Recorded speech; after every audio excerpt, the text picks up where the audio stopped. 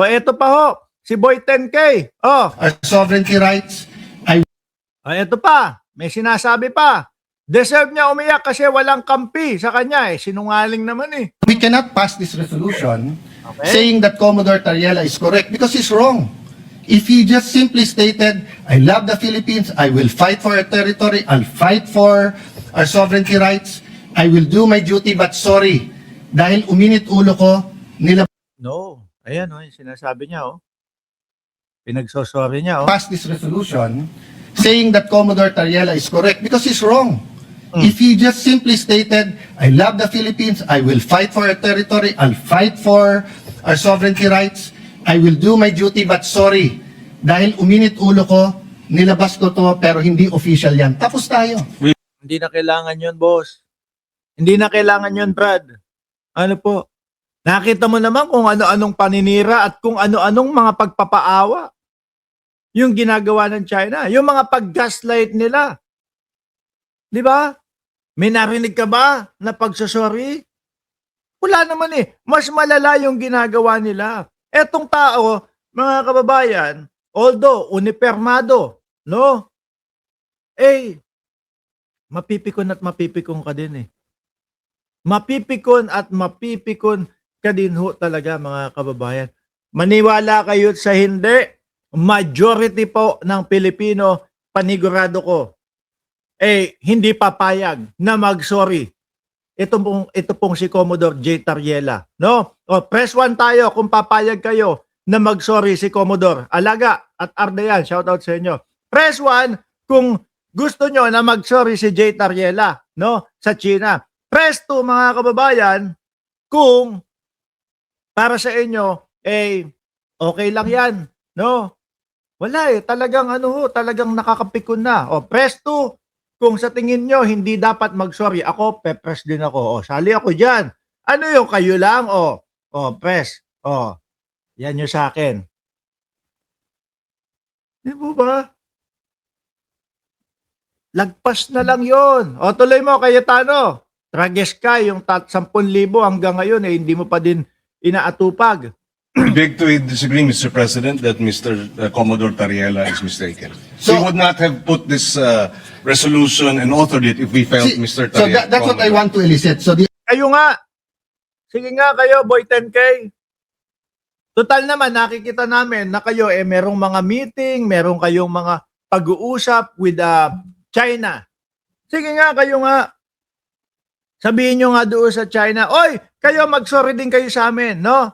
Sabihin mo nga yun, Cayetano, kayo mag-sorry din kayo sa amin kasi madami kayong mga kalokohan at madami kayong mga fake news at madami kayong mga panggagaslight na sinabi tungkol sa Pilipinas. Baka hindi mo masabi, boss. Baka mawalan ng pondo kung meron man kayong pondong natatanggap sa China. Di ba? the authors of this resolution is saying, pwede. So kung ang official ng presidente is to have certain decorum sa presidente ng China, pwede yung isang general. Alam niyo po kaya ako, sorry ha, hindi ko lang ho talaga mapigilan yung mga gusto ko sabihin. Alam niyo ho kung ako mga kababayan, ano po, ewan ko. Hindi, totoo, yung sasabihin ko, nakalimutan ko. Kasi nag-message si etong si Jordan G. Ayan, isi-set up niya. I-email na si Commodore J. Tariela para makapanayam natin. Sana bukas o kaya isang araw, O, tuloy. Hindi sumunod. Ang sa kanya, bastusin natin yung Pangulo Mr. ng President, bansa. that is his interpretation. No. Bastos yun. No, that is your interpretation. No. Paano yung mga pinaggagawa sa atin ng China? Di ba? Yung caricature din ni Pangulong Bongbong Marcos. Ayan, ipapaliwanag po ni Senator Kiko Pangilinan. Pero naalala ko na yung sasabihin ko. Alam niyo ho, nung 2025 election, hindi ho ako nagkamali sa pagpili. Kung maalala nyo, lagi ko sinasabi dito, pati po nung mga panahon, nung eleksyon na yon, ang sinasabi ko ay, ganito, no? Hindi ko iboboto lahat nung nasa alyansa. 5 lang ang iboboto ko. Pero, iboboto ko si Senator Kiko Pangilinan. Iboboto ko si Bam Aquino. Hindi lang talaga ako boboto doon sa mga DDS. O, tama. Di ba?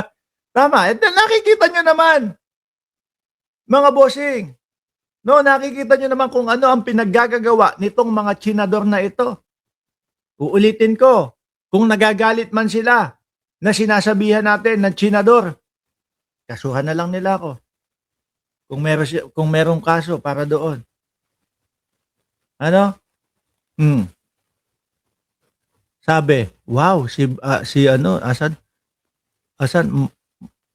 nasan yun? Sabi, wow, si Jay Tariela, mag-guess. Hindi pa! No, wag ka. Sabi ni Arden, wow, nice yan, if kung mag-guess. O, sana, cross finger tayo. Tuloy. So if I ask them Well, now, Mr. President, we beg to disagree. Can you show the slide? Mr. ulit? President, we beg Mr. to disagree. President, The Department of National Mr. President, Defense tignan niyo naman po.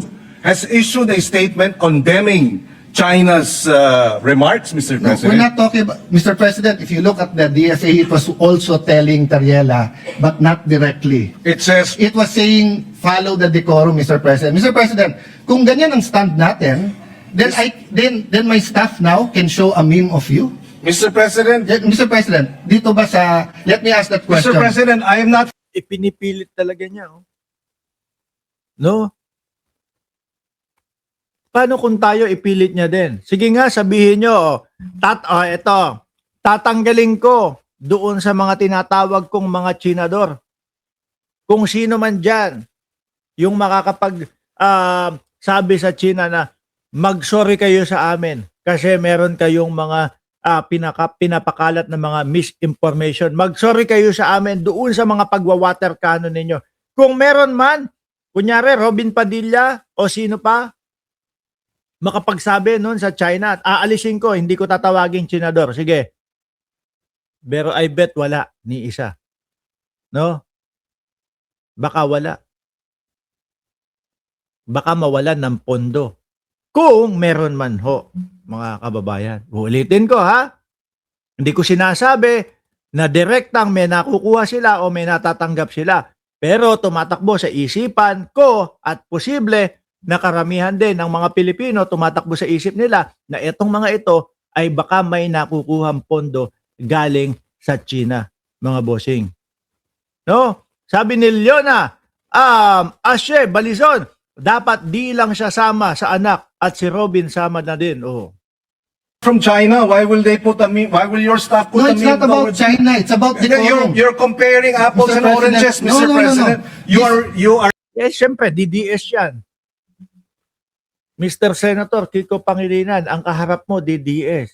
Alam mo naman ang estilo ng mga DDS. Kapag kaipit na doon sa isang sitwasyon, pag kaipit na doon sa isang tinatalakay, iiwas yan, ilalayo niyan. Para masabi lang. Yung Kuya Park nga eh. No, si Boy Lighter eh. Ang putang nang yun. Wala naman palang alam kay Duterte yon. Nagmura ba si Mark? Hindi. Mura. Oh, sorry na. Ano? Hindi, wala namang alam eh. Sabi ko nga sa inyo, pinapanood ko po yung yung vlogger na si Mark Alfred eh, na taga Canada eh. Oh, yeah, sige. Kung sakali na makakakolab natin yon, mga bossing, paki-message nyo, no? Kung sakaling makakakolab natin yon. Tinanong ba naman? Sabi, sige, magbigay ka ng infrastruktura na ipinatayo ni dating Pangulong Duterte. Kasi si Mark may alam. Di ba? Si Boy Lighter, wala eh. Dinadaan sa tawa. Tapos kunyari, wala akong alam. Pero totoo, walang alam. Utang ina mo. Sorry naman. No, pakiano na nga lang yun. Toot! Pwede ba yun? Sabi ni Carlo Abanilla, bakit ang mas galit na galit si Senador Cayetano at Marcoleta sa caricature? Sinabi ba sa kanila ni Xi Jinping na nasaktan siya sa caricature ni Tariela? Hindi, baka tingin ko umiiwas lang yan. Medyo baka masita. Baka mapagalitan. are simplifying Yes, what sir, is a suspended for 1 minute. complicated na international dispute. Di ba? Si Alan Cayetano talaga ang pambato ng mga DDS sa discussion, no. Pero hindi ho mananalo ito. No, kay Kiko Pangilinan, no.